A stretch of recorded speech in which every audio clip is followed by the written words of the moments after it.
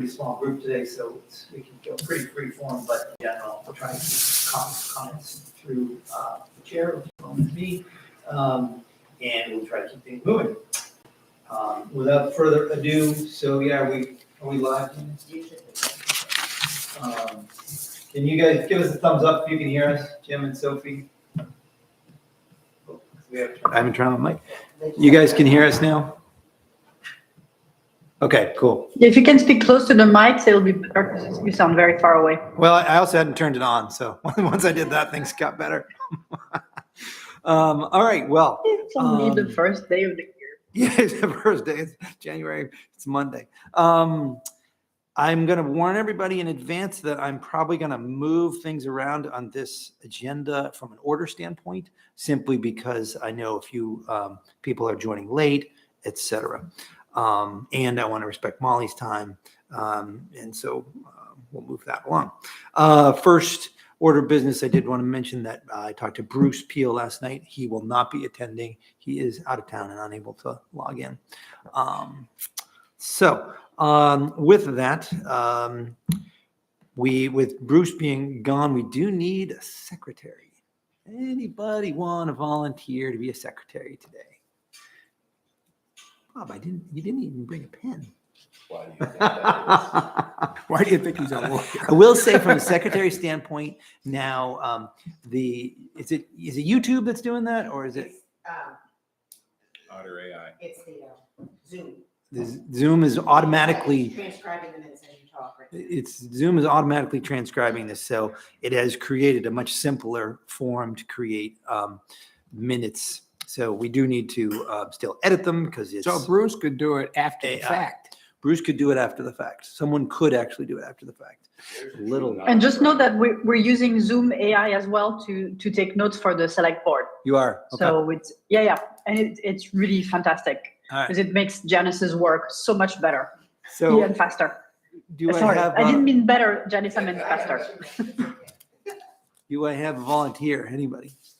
Elliot, you brought a pen. What is the task? Just to take the minutes for today. So basically that means take the transcription from the Zoom AI draft. They give you essentially a draft and cull it down, edit it down a little bit so that it reads like a human wrote it instead of a robot wrote it. And how are the Zoom minutes accessed? Janice provides them. I'm curious, does Zoom literally distill it down so that it's one page, or is it a transcript of every word spoken? It's not every word. Summary. It's a summary. Oh. It's somewhere in between those two. Janice sent me one previously. It was, I think, two or three pages, I think, something like that. All you have to do is edit, because it's going to say, Josh said this, Josh said everything, because it sees Josh as the speaker. If you start talking about dinner or something, it'll have a subject heading or a paragraph that dinner was talked about. So Yeah, it was like, it's a little bit interesting, actually. It captures everything. It's pretty weird. Yeah. But Did you useful. capture the part about the naked skating? No, it did not, Wasn't Bob. on yet. That was, we were not recording at that point. But It's now, not it on has. Zoom. But now it has. Yes. Thank you, Elliot, for volunteering to be a secretary today. I do appreciate it. All right, public input on non-agenda items. Do we have any? Elliot? I think the Harbor Committee should consider adding the topic of electric boat propulsion to its agenda for a discussion, and how that might be adopted in our harbor, specifically by the town for its vessels, and also to promote that for private users. I agree. I think that is a big enough topic, Elliot, that you've raised it and we've talked about it a little bit, but I think that it should be let's have a proper discussion about it. So not at this meeting. Yep. But Yep. let's make it an actual agenda item. Steve looked into it briefly. No, not briefly. That's not fair. But he looked into it for the pump out boat. But that was just one. And I didn't love the response, honestly, from the state. Yes, ma'am. Thank you, Josh. It is the town's policy to electrify as much as we can. So it's already part of what we do. So every time we have to buy a new piece of equipment or a new car, truck, whatever, we always price for electric vehicles. So it's already part of the town policy, and it should therefore cover the harbor as well. But it's always good to have a conversation about those things. Yep. Thank you, Elliot. That's a great one. Okay. Also, Josh, will Steve be present today? He is. He's going to be here at about 8:30. So And will he be discussing Steamboat Landing? he will. Yes. And that will be our general discussion about. Yeah, that's Steamboat when Landing? I want to dive into that a little deeper after this last storm. Yep. Any other non-agenda items? All right. See none. Can we dispense with the minutes quickly? Did anybody get a chance to read Bruce's December 12th minutes? Yes, If I did. so, does anyone have a motion to accept them or change them? I move that we accept the minutes as written. Thank you, Elliot. Second, anyone? I will technically second. Thank you, Bob. Appreciate that. Bob seconds, Elliot moves. Further discussion on that? All those in favor of accepting the December minutes? 1, 2. We don't have a quorum here. Yeah, we do. We're 3 of us. You got Jim on there too. And we got Jim. Oh, okay. Yeah, I'm in Zoom. He's Oh. zooming. Yeah. Okay. Are you a yay on accepting the minutes, Jim? Yep. Yep. Thank you. Well, excellent. Thank you. All right. Moving along, after last meeting, we discussed that we were interested in hearing from and meeting Camden Can. So thank you, Molly, for coming. Molly and I spoke when I asked her to come about sort of our agenda for this introduction, this meeting. And I told her honestly that there is none. And we just had seen some of your presentations and forums and wanted to hear more from you directly. That's literally all our agenda is, who you are, like how you guys came to be. I think it's awesome, to be clear, what you're doing, and find out if we can assist in any way. Excellent. So, Molly. Excellent. Well, thank you. Thank you for inviting me. I think I know most of you. My name is Molly Mulhern. I've lived in Camden over 30 years, spent 10 to 15 years on the Parks and Rec Committee, so I'm somewhat familiar with municipal actions of the day.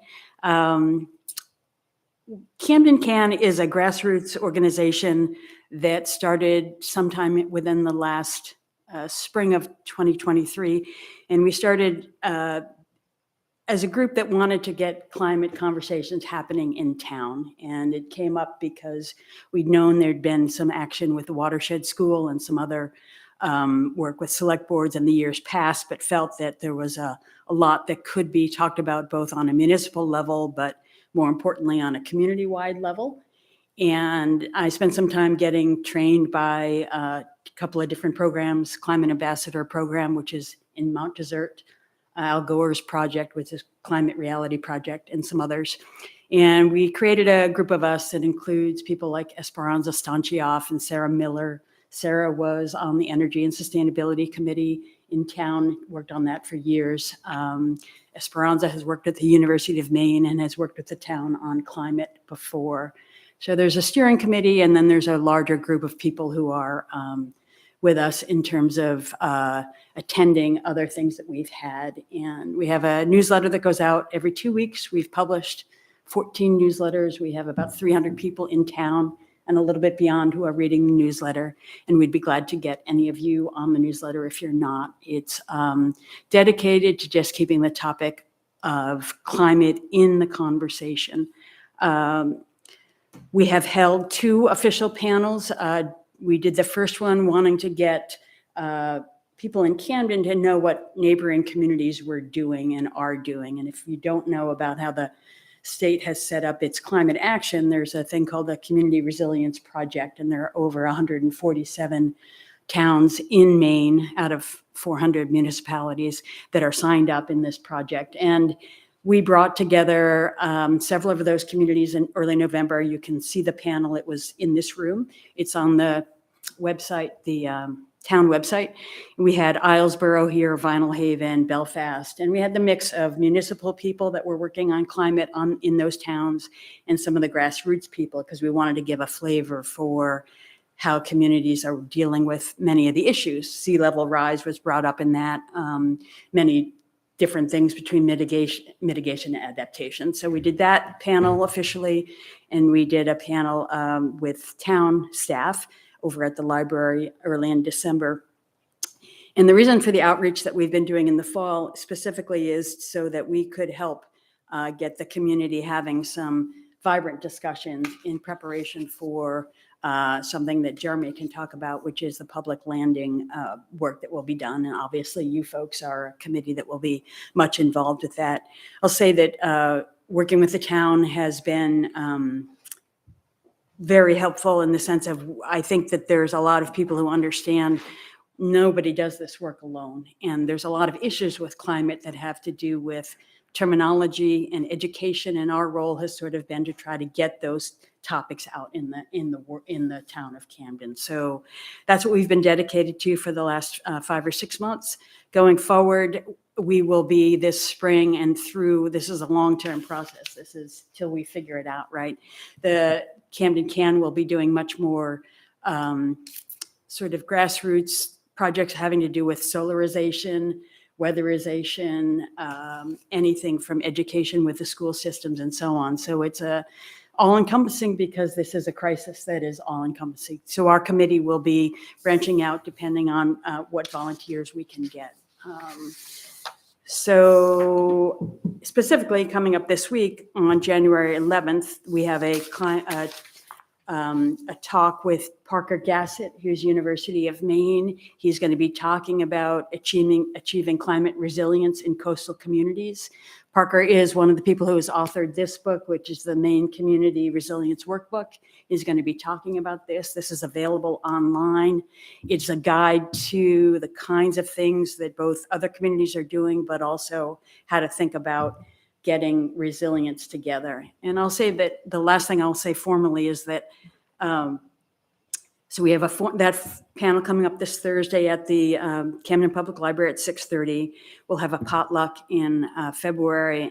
In April 4th, a fellow by the name of Kerry Emanuel, who is a MIT emeritus from MIT, talking about coastal storms in this region. He grew up in Camden, and he'll be part of the, they have a marine themed talks at the library in April. So Kerry Emanuel will be speaking about coastal storms in this region, which I hope you'll all attend. So we're just putting out there as many things as we can to get people to think about climate as a municipal issue, and as well as an individual issue. But the last thing I want to say is that it's our firm belief, and I think the state believes it, and probably people around the country, that community resilience is really a matter of neighbors knowing neighbors. And the way that we will be resilient is by knowing one another and being able to say, when that storm comes through, you know your neighbor and you're going to go ask them how they're doing. So we're trying to build a tight kind of people knowing people, and everybody finding ways to work with one another on the multiple levels that the climate crisis will affect us. And so that's our underlying hope, is that we build a community of people who are pulled together so that as things come together and fall apart, we can come together again. And I mean that literally in terms of when there's a storm that comes through, we have things like a warming center that people know they can go to if we're out of power for 3 days. So we really have a lot of ideas, but those are all based on some of what the science of what resilience means. So it's a multiple level, not just a sea level rise resilience, but it's multifaceted. So I've said enough. Awesome. Elliot. Molly, what's the affiliation with the town of Camden? Jeremy can speak to that so I'll let Jeremy answer that one. Sure. Thanks, Elliot. I also want to mention Rockland and Rockport were part of that original that meeting we had in November. Camden Can had. It was a great meeting. I would encourage everyone to find that on YouTube. What it opened up my eyes to the reality of that we're kind of doing already in Camden what all these other towns have been doing. I don't think we've just publicized it enough. So I had applied for, when I first came to the town, the redo of the public landing was kind of tasked to me, and I didn't know how that was going to play out at all. What kind of funding was going to be available, and we wanted to make sure we had a shovel-ready project because there's a lot of infrastructure dollars out there, federal dollars out there. The town had previously been a part of the climate resiliency program, which is what Molly was referring to from the Governor's Office of Policy Innovation in the Future. The town had received a couple of grants. We received one $50,000 grant. It was a pass-through to the school district to purchase the electric school bus. We had also applied for another grant to help the town purchase an electric vehicle for the code officer, which we now have, an electric vehicle. So again, they had two rounds, and we were successful in the first 2 rounds. And then there was a third round of these grants that were made available. And I felt like it was an opportune time to apply for funding to try to get some an engineer consultants to prepare some construction documents for a resilient public landing. And in order to do that, I spoke with the folks at GoPef, and they have these regional collaborators. Gabe McPhail, who's from Vinyl Haven, who is here. She's very dynamic, and she's helped a lot. She's helping communities apply for those grants. And I chatted with her many times, and she really said, we got a great project, but we need some kind of community outreach and education as a part of that for the state to really look at that and fund that project. I don't have the wherewithal in my department to do community outreach and education on climate change and sea level rise. I had met with Molly multiple times prior. So we teamed up so that Camden can support the education and outreach component of that grant application. And that's what they're doing. I think we committed to 4 workshops supporting Camden Can at those workshops. And really it's a cost share piece that we're able to count the work that they're doing, and my involvement with them as cost share into the grant that's going to fund for the resilient redo of the landing is the plan, and that's our involvement. So when we say we support Camden Can, we do support. My office provides some administrative help. We print stuff for them. We review stuff. We meet with them often. I do. And then been participating in these workshops or these trainings. The one in December, I was there. Dave St. Laurent was there, talking about what Public Works is doing and what his department's doing. I've been talking about what my department's been doing. And we had folks from Watershed School there as well.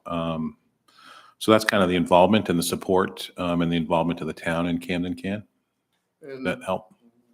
you mentioned 2023 as the start of the activity. Is that generally?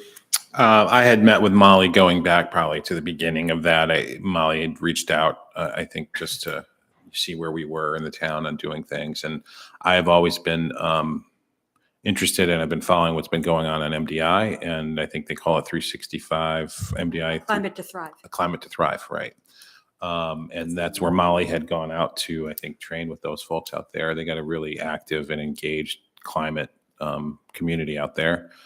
So I was, just meeting on and off with Molly about that. We didn't get really involved until this fall, really. I couldn't spend a lot of time. I can't count their work as cost share until the grant was approved by the state, and that was in November, I think it was. So it was November.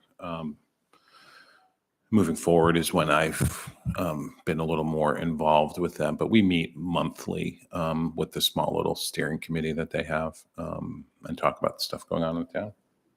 Would it be accurate to describe Camden Can as a quasi-town committee? I don't think so at all. No, I mean, it's a grassroots group that's organized and engaged and trying to keep the topic at the forefront of people's mind and engage conversation about it. And the town is part of this community. And, I think it was the best way that we could continue the conversation and get information out there. And allow us to take advantage of, 4 or 5 steering committee members, their time and their effort and all the workshop that goes into grants. The Climate Resiliency Partnership gave us a climate action grant of $50,000. The Shore and Harbor Planning Grant Program at Marine Resources gave us $10,000 for this project to redo the public landing or do construction drawings for the redo of the public landing. And again, this was outreach and education was a component of that. And I don't think we would have gotten that grant had it not been in there at all. As far as that grant, I am still working on the RFP. It's kind of like the nature of my office. Sometimes it's, I'm full bore for a few days on something and then I get taken away and have to jump into something else for another 2 weeks. So that unfortunately I haven't issued that RFP yet, but it's hopefully will be out in the next couple of weeks, if not by the end of the month. And we'll try to get an engineering consultant. Hopefully some consultants submit to that. We've got $60,000 to cover the cost of doing construction drawings for the public landing. In the grant application and in conversations I've had prior with the town and the select board, there was a lot of work done. As you can probably remember, the T.Y. Lin report that was done on the public landing. That goes back a while ago now. But we've always kind of, we do a lot of projects and do prepare a lot of reports. Oftentimes they end up sitting on a bookshelf for a long time, if not forever, and nothing ever happens. I felt that it was important to kind of take advantage of that T.Y. Lin report and all the workshops and public engagement that took place as part of that. Combine that with the Penn Bay Resiliency Project that the state funded, where they looked at, I think it was 9 communities in Penobscot Bay. They looked at municipal infrastructure in 9 communities and provided kind of 30,000 foot view of work that can be done to make that public infrastructure more resilient.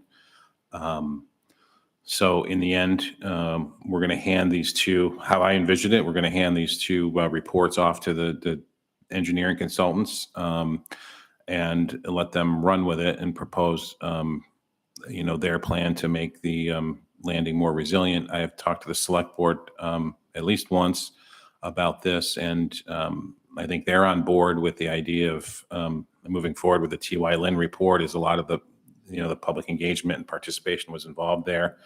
And I think I don't know if you remember that report, but I think there were 3 kind of designs that were proposed for the landing. The select boards looked at those, and I think they have a good idea on which one of those 3 that they're most in favor of.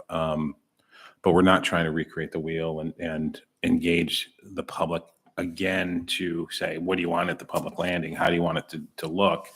We did that already. So we're kind of taking those existing plans and hopefully getting someone on board to get us construction drawings to make the landing more resilient.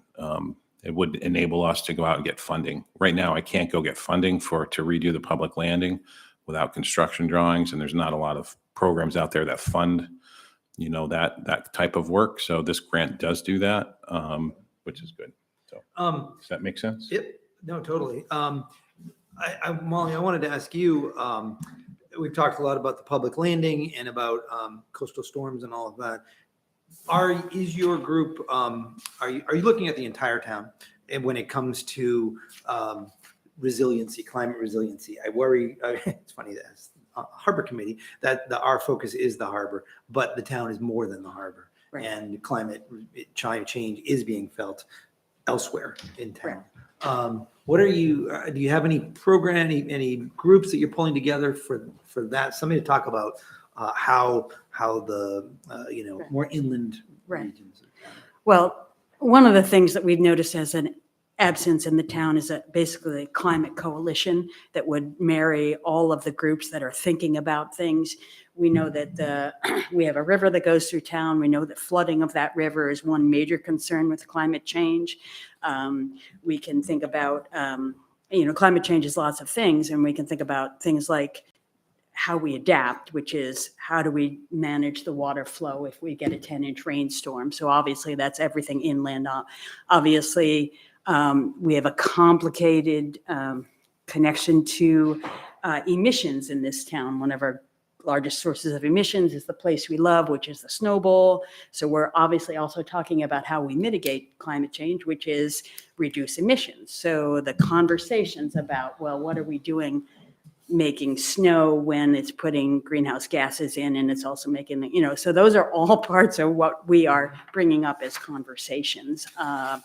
In terms of the rest of town, in terms of obviously communities around the state, and we have a really great geologic survey in the state that are dealing with some of the issues you will deal with, which are seawalls and so on. And I know Allison is very into all of that. There's a lot of ideas going around about how we adapt to what's happening with climate change. We don't have the answers. All we're trying to do is to make sure that people are thinking and preparing about those. And education is a huge part of what we're thinking about with school children and so on. So yes, so we've got the greenhouse gas issue. We've got, what do we do with things like flooding?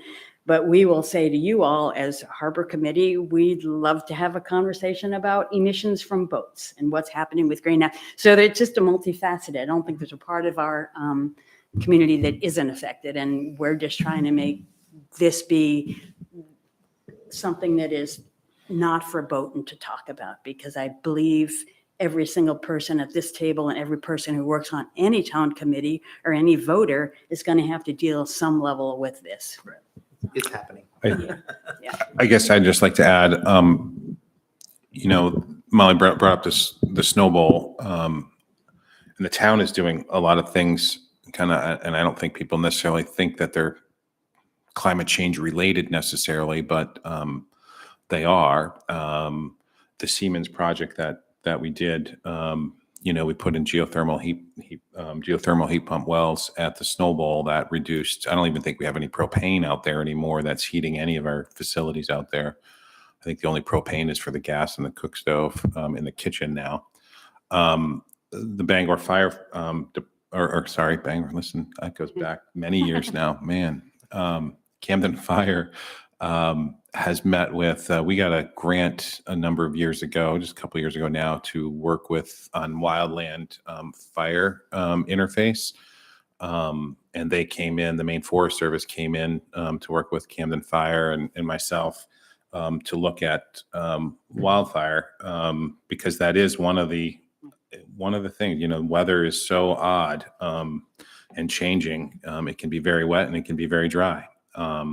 So we are looking at things like wildland fire up near, we worked with the Mountainside Community Mobile Home Park now to help them look at, that's a pretty dense, development that's kind of tucked in right there. And I think it was critical to look at that. So Camden Fire worked with Maine Forest Service. Maine Forest Service went out there and helped look at the community. They looked at where they were storing piles of brush, what kind of materials were around, and how they could, minimize potential for a forest fire there and impacts on their mobile home park.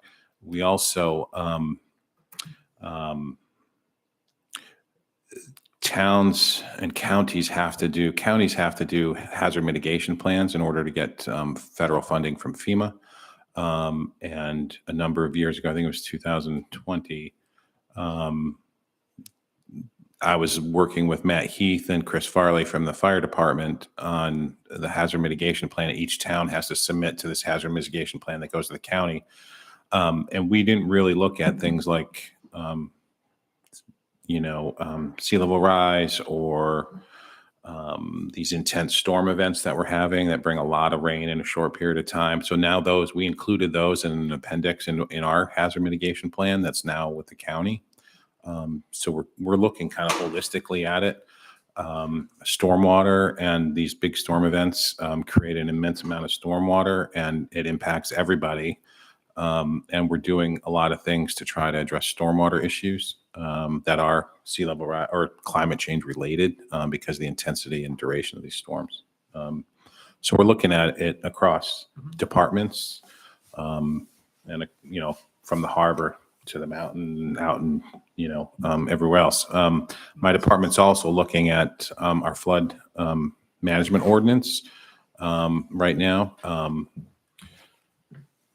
The floodplain is but developing the floodplain can be challenging, but we have existing standards that allow someone to build in the floodplain, and you've got to build your finished floor elevation as 1 foot above base flood elevation. That's clearly not adequate. So I'm looking at trying to ramp that up higher than up 1 foot above base flood to something like 3 foot above base flood.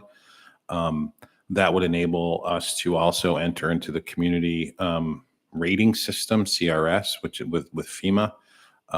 That's a pretty big program. It takes a couple of years to be approved by FEMA, but what that does is if your community is being proactive and you go above and beyond what the minimum flood standards are, it would reduce flood insurance rates for people that have flood insurance for federally backed mortgages. Cool. So those are things that we're all working on. I think that relate to climate change in some fashion. Molly, you I think touched on this, but I just want to make sure that I heard it correctly. It sounds like you're basically looking at and encouraging conversations about how to prevent and or reduce Camden's contribution to climate change, because we have to recognize that we all do have a contribution, as well as how to mitigate the impacts. So it's kind of like low level, whether it's raising the public landing or building a breakwater or whatever it might be, or electrifying the entire town fleet, for instance, or something like that. Absolutely. And, one of the areas just to think about, we're kind of siloed in town, and I know that this is the Harbor Committee. One of the things that's impacting climate change is impacting in the harbor is acidification. It's a lot warmer, and the biodiversity loss. So you're managing an area that environmentally is very different than it was 20 years ago. Mm-hmm. This committee doesn't talk about that. I know we have a conservation committee that talks about it, but that's a really important part of our town too. And so sort of what we're trying to encourage is let's get out of the silos and talk a little bit more about how all of these things are impacting, because that's what the climate crisis is doing, making us see many of those things. And that relates to the pump out records and so on and so forth. That will increasingly become a dead harbor unless we start thinking about seeing what's happening. So part of what we're trying to do is just stir up the pot and say, these are conversations that are really important. Yep. And take away the negative aspects of what it is, because it's our reality. There's nothing that's scientifically, this is what's happening in terms of, so I would just encourage that. And that's what we've been trying to encourage. And so.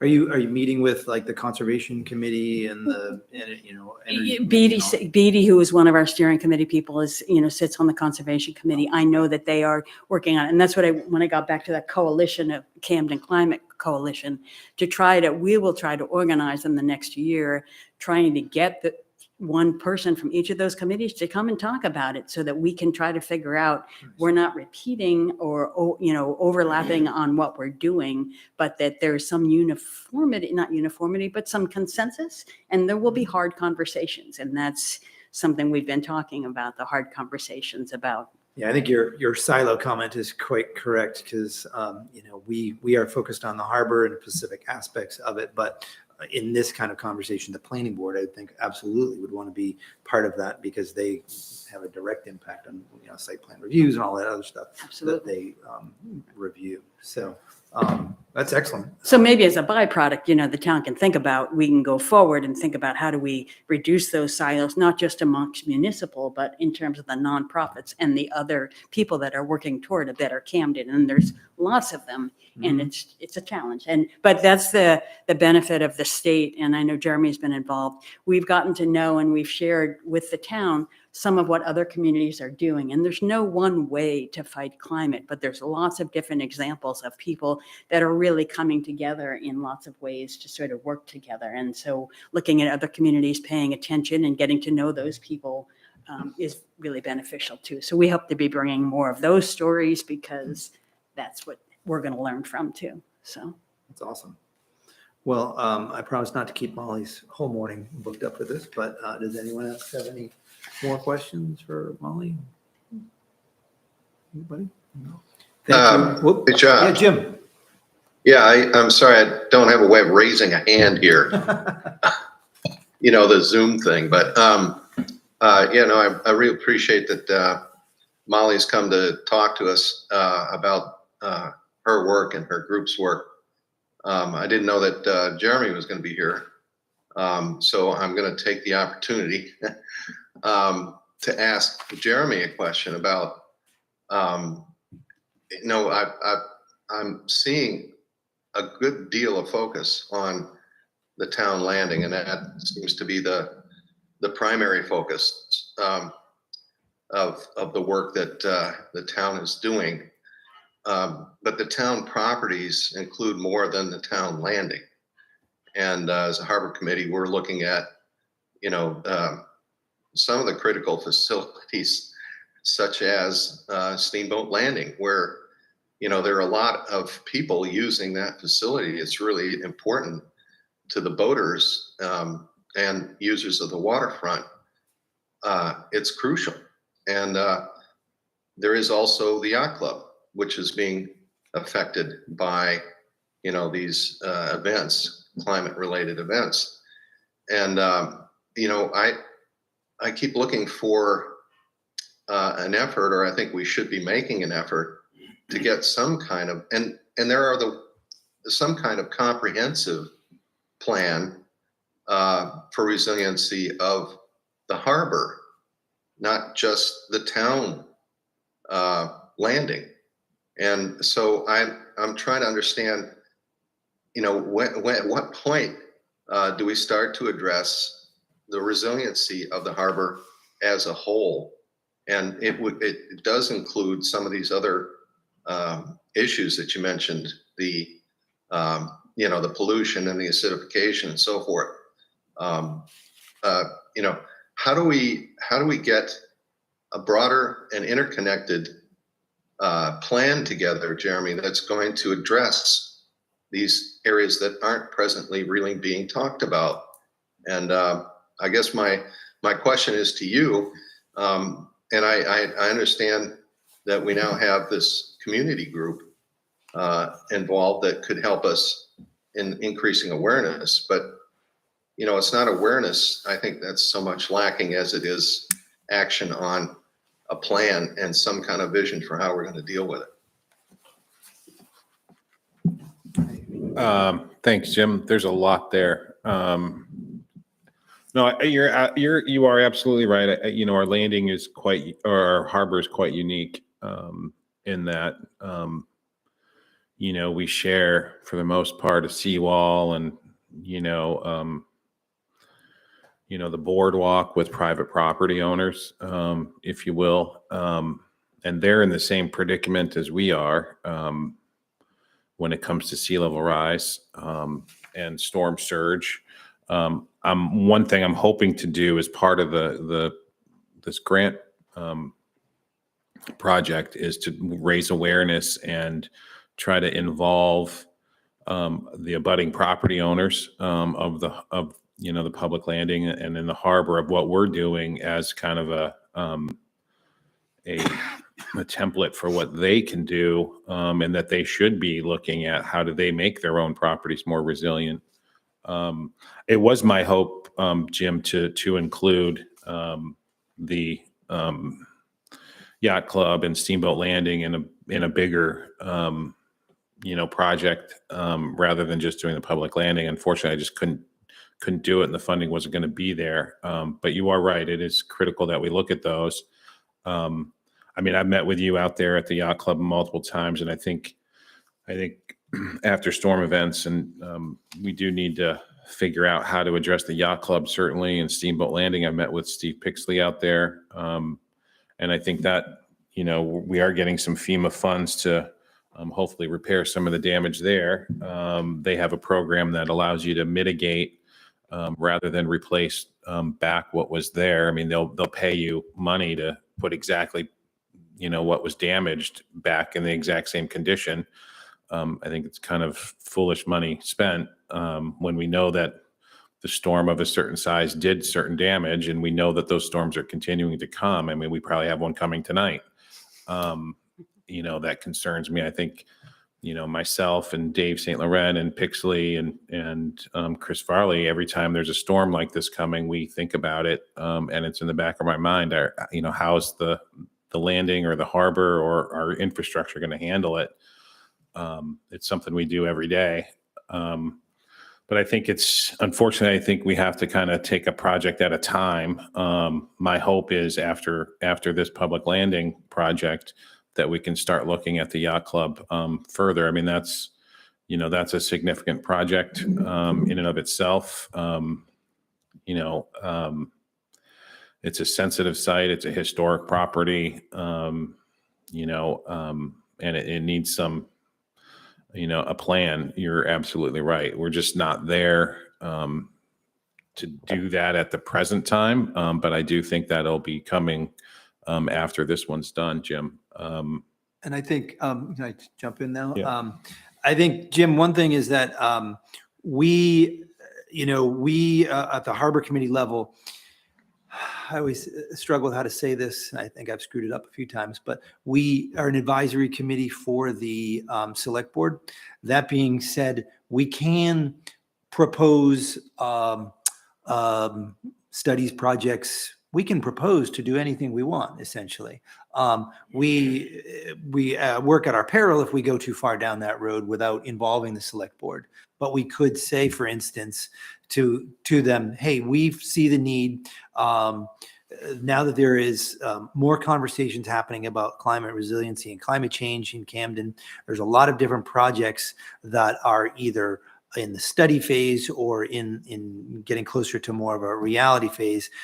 We see the need for a Camden Harbor resiliency plan, and we would like to help that. We would like to work on that and build that. We would take it to the select board, and they would say yes, or they would say no. And if they said yes, then we could then build it. To Jeremy's point, I think he's right. You can. If you study all day long, you do nothing. And if you actually start moving things forward, our hand is a little bit being played at places like the public landing, Steamboat Landing, and the yacht club, where Mother Nature's telling us we have to do something.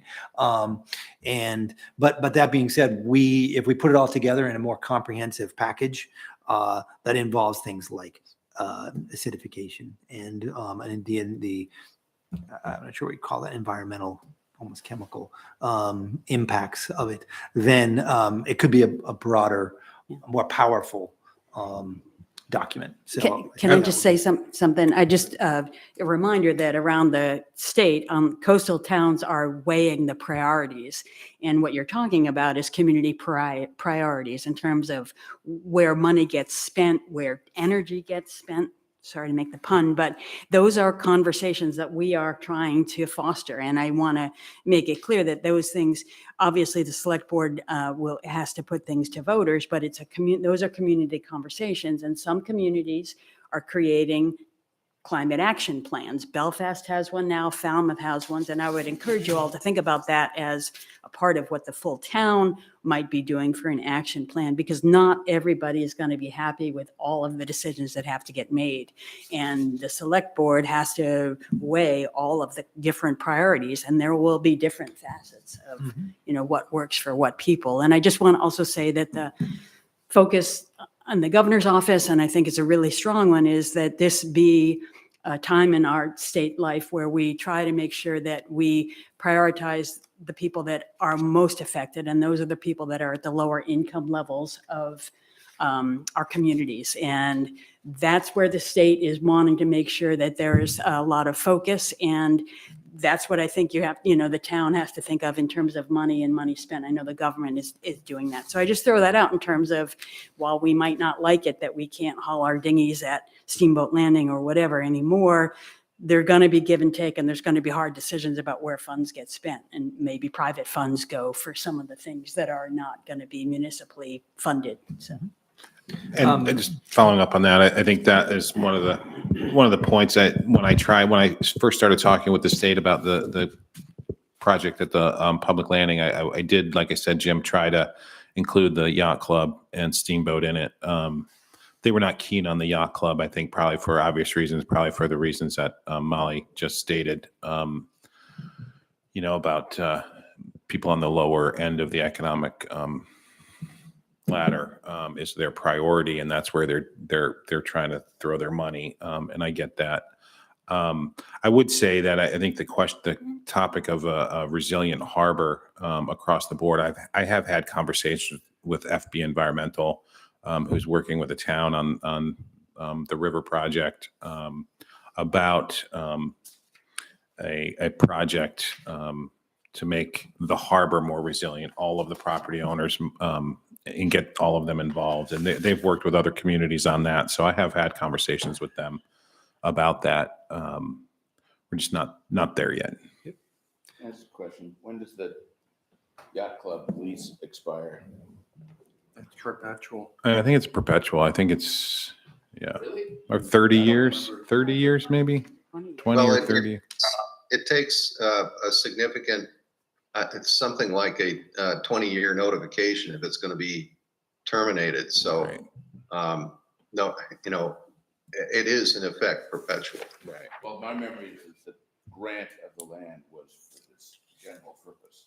But then whatever it was years ago, literally like 40 years ago, a lease was being debated, renewed.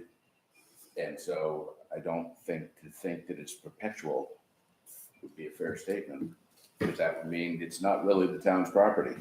I can follow up with you on that. I can send something to the board. I can have Bill Kelly draft something and get That'd be something to good you to know, guys. just Sure. what the arrangement is. Yep. All right. Well, I do want to kind of keep moving because this is a great conversation and we could keep going all day, but Mr. Chairperson, can I just add one thing real quick? yes, Mr. Pixley. I'd be remiss not to mention this.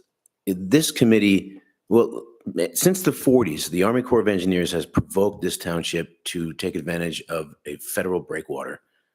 They've come back to us many times. 8 years ago, a gentleman from the Army Corps, and I'm sorry, I forget his name, literally called me up and said, Steve, I'm about to, because of the time elapse of your township not doing anything, I'm about to put this in the circular file and forget it forever. And he said, Steve, I can't do it. I can't. This perfect. The harbor is perfect. It's screaming of breakwater. So I went to great lengths to bring it to the next level and to make it so we're at a point now where the Army Corps and the federal government has said, we will pay 90% to build you a federal breakwater, and then we'll take care of it forever.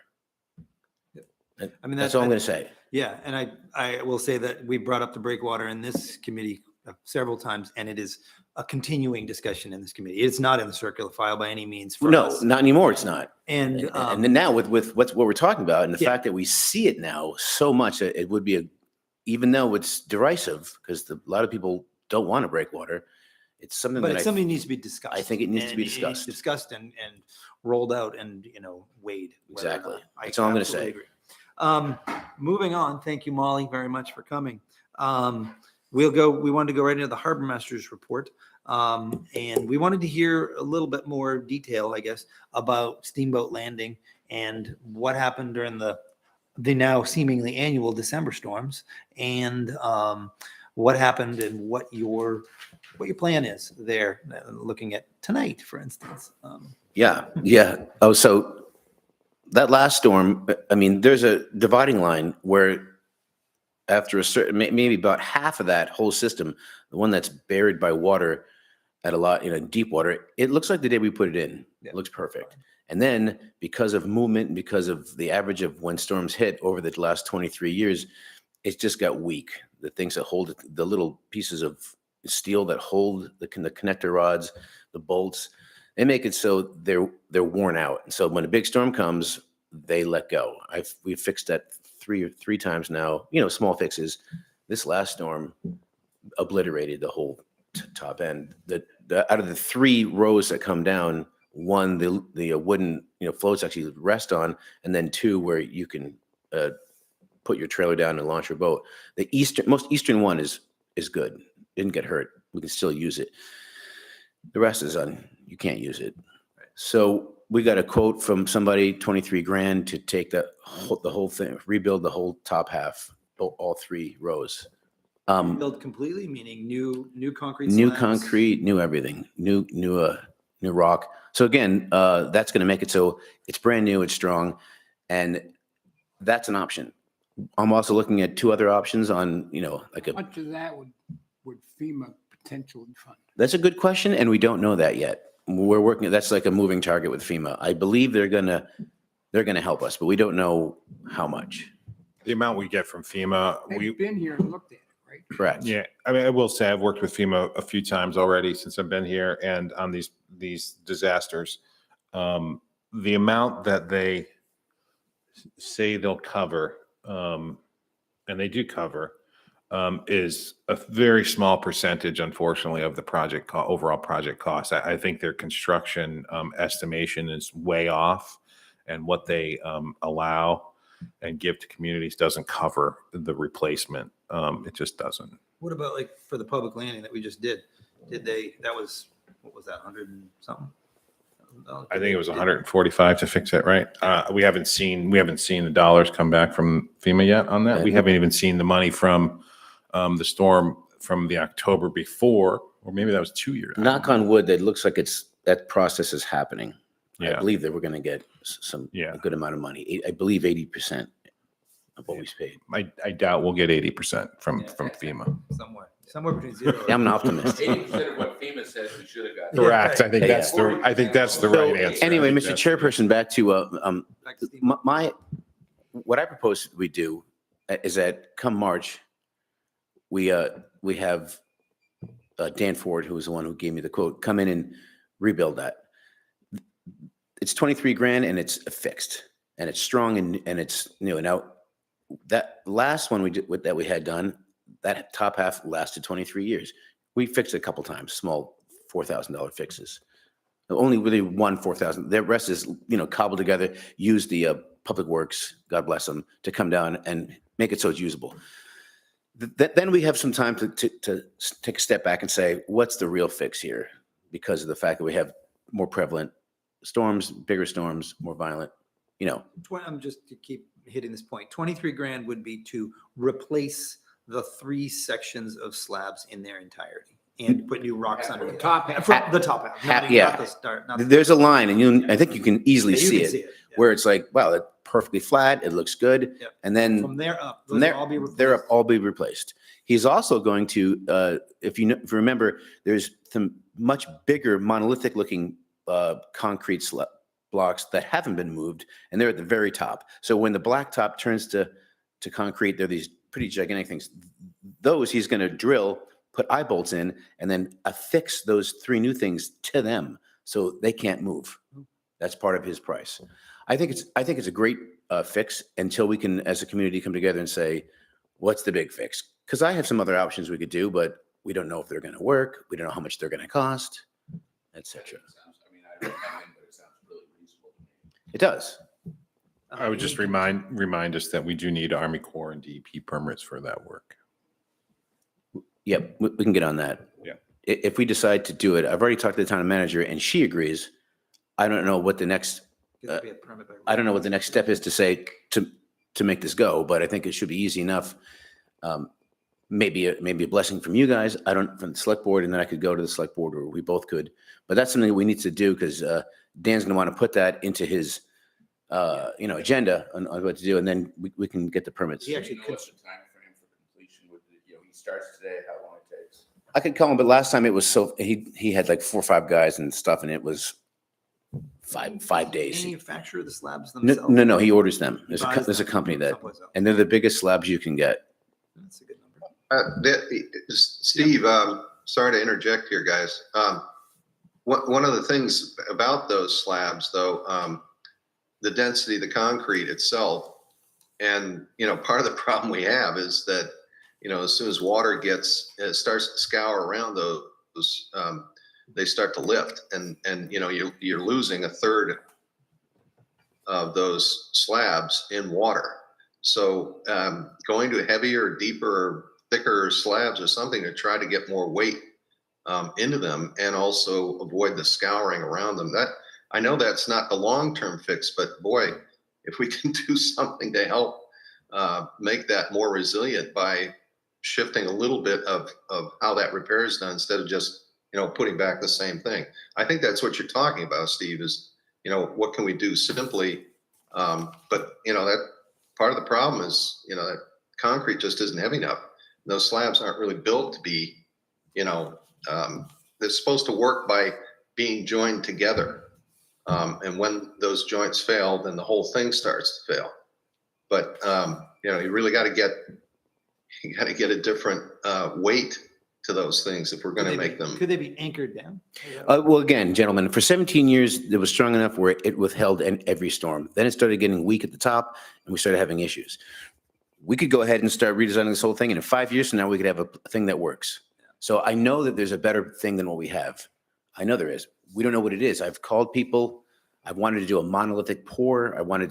Some older folks were like, why don't you just use a Willard White? And his crew did blacktop, thick thing of blacktop, and it lasted pretty good. I can't see how, but everyone says it was great.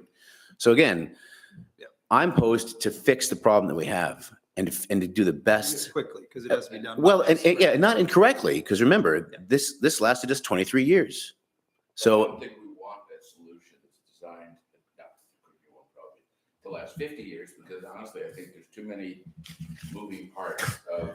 yeah, Lighting boards, there's water. the pessimist right there. We might not be here in 50 years. No, I don't mean that at all. Well, I mean that I don't do. know that we know what we want Steamboat Landing to look like. Yeah. 10 or 15 years from now, because I think that there's just too much going Yeah. on. This is And I don't think that it just recreating the way it was 20 years ago. But James brings up a point, and James, it's not something that I haven't thought about. That is a weakness. I've tried to think of maybe once we put it in, can we actually pour concrete in between each slab to take the riprap or use bigger riprap? The fact is, when that ocean wants to do something, she does it, and there's not much you can do about it. It's a tough problem, Steve. I really appreciate your focus and attention on it. And that's, we'll do the best we can with the money we've got, and then we're going to have to For come this, up with a for this long term. winter, because I know some people do use that ramp even in the wintertime. So we have one of the three slabs. So we essentially have a third. Yeah, correct. And it's a small boat. It's to the left, and the highway, the Public Works and I, moved the rubble that was over there that was tossed like toothpicks, and there's a good lane for urchin boaters or anyone else who's launching a 24-foot boat from a double axle trailer. It's fine for that. So it'll work for Surprised the, it's best on the east instead of the west. I would have thought with southeast that would be the car get beat up. And it could be the fact that I put those early on. My first couple of years, I took old Coast Guard blocks and I lined it so that you couldn't get that. Wedging. It was actually like a small mini breakwater. We got them for free from the Aton station. We'd go get them with the Public Works trucks, and then we'd put like 3 a year, and that I think helped. I still would have thought the leeward side would be more protected than the windward side, not the other way around. It could be the fact that the waves come in and then you get that sweeping motion back out. Who knows? any other questions for Steve? Yes, Elliot. Jeremy, do you have a view on the timeline for Army Corps approval of repairs at Steamboat Landing? If it's in the same footprint, it's a notification to them, to be honest. So if we're staying in the same footprint that's already there, it's a notification. So that's a matter of 2 to 3 weeks. DEP permitting, hard to say on that one. Sometimes they've given me the okay that repairs to municipal infrastructure is exempt from permitting. But I don't think that's the case where you're actually in the resource, as opposed to the public landing redo that we had to, when we fixed that, did not require a permit. That was exempt from permitting because there was not actually in the resource. So I wouldn't think it'd be more than a month, to be honest with you. Is there something the Harbor Committee can do to support that effort? I don't think so. I think we can handle that internally. Yeah, I don't think so, Elliot. I appreciate the offer. Anything else about Steamboat? No, that's about it. I mean, we do have a few more issues. We have a third pedestal out on the town docks. Overnight docks is pretty much acting up its pooch. I got an electrician ordering some new parts for it. I got a cleat that I got to look at today before this next storm because someone's using it, one of the winter people. So, your basic stuff goes on. That new, the landing, the new wharf, it's the last couple storms is really perfect. It's strong. It feels good to have something new. Yeah, everybody did well in the last storm at the public landing. Is that right? Yes. There was no damage. No damage. I am thinking about taking the aluminum ramp from Library Park that goes to the town floats that serves the 3 schooners. I'm going to just take an 8x8 and go and make it so that ramp is higher so it doesn't pitch out every extreme tide like it does. Just to get it a little higher so it doesn't. Yeah, because it goes backwards right now. It does. It literally comes up on itself. Can I just make a comment about Army Corps permitting? I did meet with Army Corps down at the public landing before the holidays. I think it's important and I didn't know this, but if someone's got a piling and they need to put a new piling in the water, replace a piling, Army Corps says you need a permit from them. So I don't think every other property owner down in the harbor realized that anytime a new piling goes in, you're supposed to get a permit or do a notification form with the Army Corps. I'm just sharing that for the general public. Something I didn't know. Hey, Jeremy, Yes. could you clarify, does that mean, when you say a new piling, putting pilings where there weren't previously pilings, or does that mean replacing a worn piling with a refurbished or new one? Even replacing one, Jim. Anything else? Because they said to me when we were looking at the project, right, the redo of the landing that was done after that storm, and they said, "Oh, those are new pilings." I said, "Yeah, they're just same piling, same footprint, or new pilings, same exact footprint, same location, Same hole. same old, yeah." And they said, "Oh yeah, you needed to notify us of that, and a permit notification." What's that? I said, it's pretty astounding to think that they're trying to keep track of every piling. Totally astounding. That's what I said to them. I said, "I can't believe this." And she said, "That is what it is." So they don't do enforcement though. So Just to have something to do with computers. Anything else, Steve? The only thing is we got a new hot water heater for the public restrooms, and we're going to paint the back rooms because the very back ones are locked because it's such low traffic for the winter. We're going to try to spruce that up, give it a little bit of a face job for the next summer until we figure out what to do. All right, thank you. Moving along to peer moratorium update. Thank you, Jeremy, for being here, actually. I sent around last night the memo that Jeremy has sent to the select board. They will be discussing tonight extending the peer moratorium. It expires on the 21st or something like that of this month. Yeah. There was a planning board workshop. That's we had our joint workshop, and then just before Christmas, there was a workshop at the planning board on the peer discussion, and Jeremy did a lot of research into that and determined that it looks like an outright ban on peers is would not be legal. So they are looking at. Well, the planning board is now looking at whether or not they want to revise their standards for review standards for site plan review as it relates to peers. Yeah, that's a good point. The Harbor Committee and the Select Board have pretty good in-depth criteria and approval criteria when you review them. The planning board's criteria is much less. They have two specific criteria. One has to do with, I don't remember off the top of my head now, habitat, and I don't remember the other one. But so they're looking at other criteria. I've looked at Cumberland has some pretty good language in their ordinance. Kennebunk does as well. And we're also looking at Army Corps and the DEP's approval criteria. I will say that the select board is holding a hearing tonight on it. If they don't extend the moratorium, we'll be in a little kind of a quandary, because what voters approved, if you remember back in November, the changes that you guys proposed in your committee recommendations report about raising them and making them be able to be changed over time due to sea level rise and storm surge, that only applies to existing piers.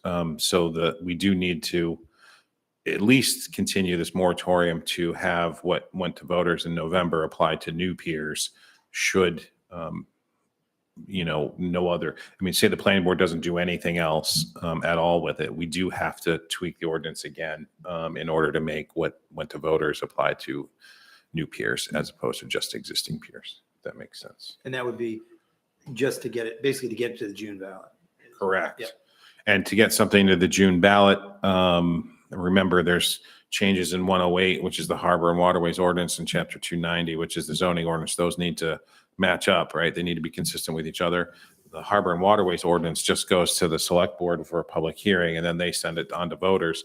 Chapter 290 ordinances have to go to the planning board for a public hearing, and then they go to the select board for a public hearing. So I would have to have by the mid-March pretty much changes to Chapter 290 would need to be done by mid-March for a public hearing. Planning board. Yes. The planning board wanted to do that. Right, correct. But you could just, to make essentially the recommendations apply to new piers as well as they already apply to existing piers, to make them apply to new piers, that would be a much more straightforward. Much more straightforward. It's just going to take what we did in November and not just have it apply to existing. It'd be for all piers. Right. Right. Yeah. And that would require changes in 290 and 108 as well. This is slightly off of the topic of the agenda item, but it's related because it's hard at the same time. And it's a discussion that's going to be had. I just wanted to let the committee know that the select board will also be tonight reviewing the fee schedule for across the board, I guess I would say, a fee schedule for all town departments. I downloaded it last night. I circulated it to you guys. There are a number of changes that we did not recommend being proposed for the Harbor Committee, for the Harbor Department. I have asked for clarification of how those happened, and I have not yet gotten that. So as of right now, what the select board has in their packet is not what was recommended by the Harbor Committee. They are much more. But one equivocation, were the topics that we were not aware of, so we never discussed them to include or not include them? Or are they simply, we recommended one thing and they're putting in something else? We went through every line item of the Harbor fee schedule, remember, and discussed each one and decided, should we raise this? Should we not raise this? What should we raise it to, if so, and all of that.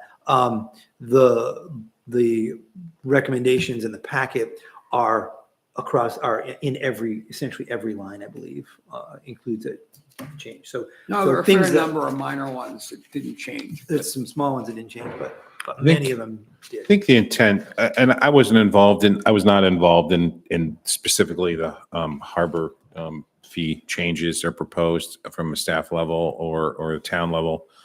I was very involved in all the other fee schedules or the fees that were going to the select board tonight, and that refers to business licensing and code and permitting and all that stuff. I think generally what the intent is, at least what I'm trying to do with fees, is to make the applicants or the users pay for the services that are being provided to them. And I think that's a critical piece of this. And I think that's probably the intent of the changes that were proposed in the harbor ordinance, was that to actually try to cover the costs associated with operating the public landing, Steve and his crew and the infrastructure that he has to have and the equipment that he has to actually try to have those fees pay for that stuff. I think that's probably the intent, would be my guess. I will tell you, I mean, if you're going through the fee schedule, it has nothing to do with the harbor committee, but inns or bed and breakfasts and hotels, they were paying a licensing fee, application fee of $10 plus $1 for every bedroom. That's what their fee was. You know, when someone applies for a license, like a lodging license, they have to submit an application. It goes to Janice. Janice does paperwork. That paperwork then goes to the fire department, goes to the code office. The code office and the fire department have to go do inspections. And then we have to report back to Janice, and then Janice has to put that notice in the in the newspaper and do a public hearing on these things. And then it goes to the select board. The select board has to take time to do it. And then we have to, on the backside of it, then there's paperwork to finalize to get the licenses or the applications approved to the actual applicant. As you can imagine, if you're a 5-bedroom inn and you're paying $15 for a license application, it does not at all cover the costs to have Janice do paperwork, do a public hearing, or do the public notice that's required to have a code officer and a fire inspector go do an inspection and sign off on that. You cannot do that for $15. So we're trying to make those costs, bring those fees up to actual pay for what it costs to do the work. I have no problem with all of that. Yeah. I have a problem having the time wasted.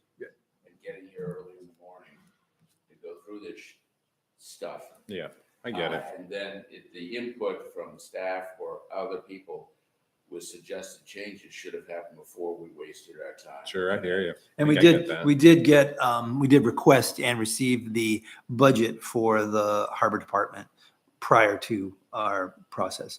And so that would have been the time for someone to tell us that, okay, these are not covering the costs.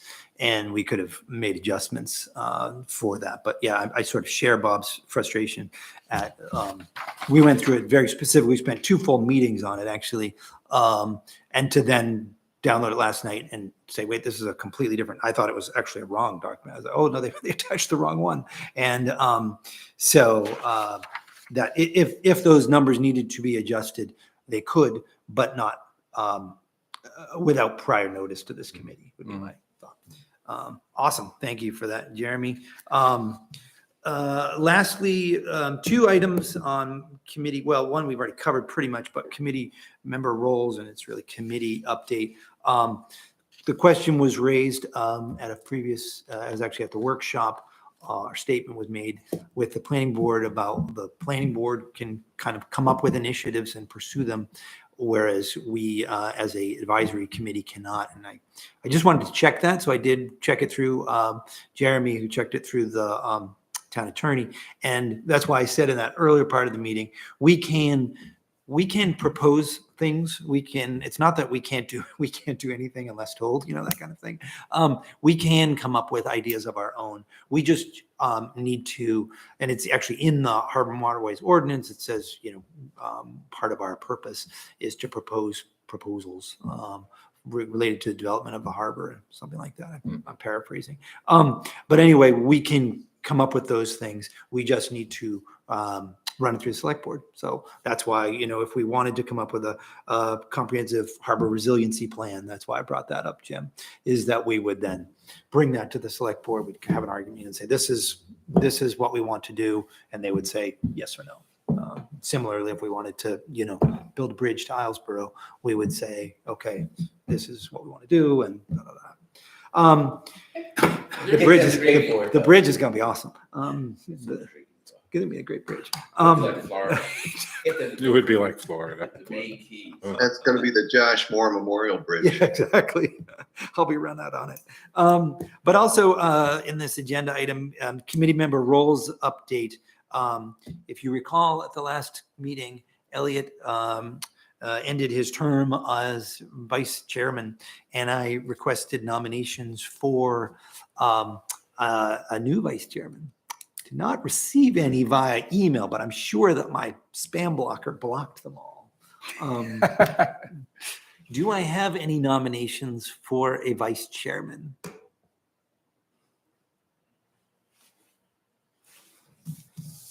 Seeing none, I am nominating Bruce Peel to be vice chairman of the Camden Harbor Committee. Spoken with Bruce Peel about this option, and he is open to it. Bruce is not in Bruce is attendance. not in attendance, which is smart for Bruce. We do have, It would have to be conditioned on him not surrendering his duties as secretary. no, he would be surrendering his duties as secretary. He cannot serve two office as an officer of two positions on the committee at one time.